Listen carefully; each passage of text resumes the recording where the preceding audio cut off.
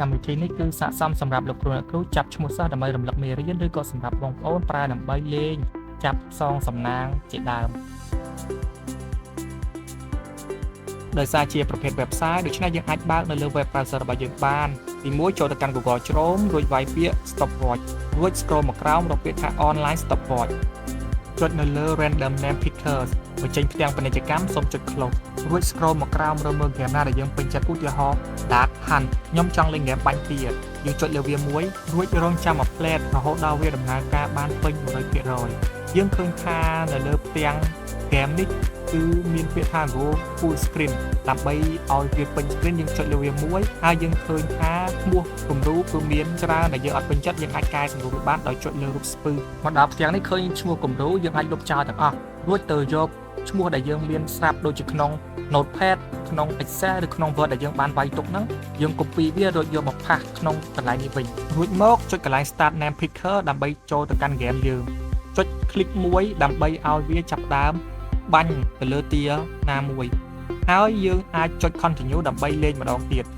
យើងមានហ្គេមមួយទៀតគឺហ្គេមកោសឈ្មោះហ្គេមនេះក៏សប្បាយដែរជំហានដំបូងគឺត្រូវចូលតាមលំដាប់លំដោយដូចខាងដើមហើយយើងអាចកែឈ្មោះគំរូគេដើម្បីដាក់ឈ្មោះដែលយើងចង់ដាក់វិញពេលដែលយើង start game គឺយើងត្រូវកោសឈ្មោះនឹងម្ដងតិចម្ដងតិចដូចយើងកោសឆ្នោតផ្សងសំណាងអញ្ចឹង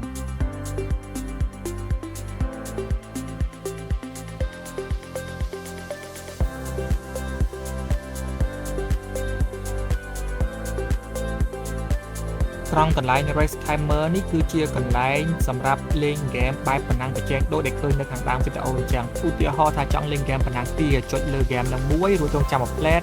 រហូតដល់វាដំណើរការពេញ 100% យើងឃើញថាផ្ទាំងនេះគឺកំណត់នាទីថាយើងចង់ឲ្យហ្គេមនឹងលេងរយៈពេលប៉ុន្មាននាទីឬប៉ុន្មានវិនាទីឧទាហរណ៍ថា5វិនាទីចុចលេខ5រួចយើងចង់ប្រណាំងប្រជែងជាក្លាក់ដាក់ឈ្មោះចុចលើកន្លែង name ហើយផាសឈ្មោះយើងចូលរួចយើងចុចពាក្យថា set រងចាំមួយផ្លែតហើយយើងចង់ដំណើរការចុចលើពាក្យ start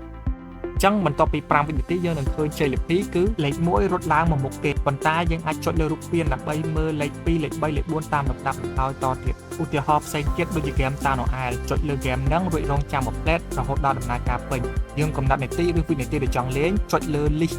ឈ្មោះហើយកែឈ្មោះដាក់អ្វីដែលយើងចង់ដាក់រួចចុចពាក្យថា set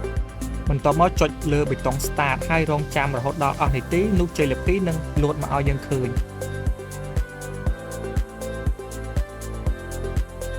ក្រៅពីហ្គេមដែលបានរៀបរាប់ខាងលើក៏មានហ្គេមដទៃផ្សេងទៀតដែលបងប្អូនអាចចូលទៅតេស្តមើលខ្លួនឯងបានដើម្បីដឹងថាមានហ្គេមអីខ្លះហើយស័ក្តិសមនឹងការប្រើតាមតម្រូវការបែបណាបាទសូមអរគុណ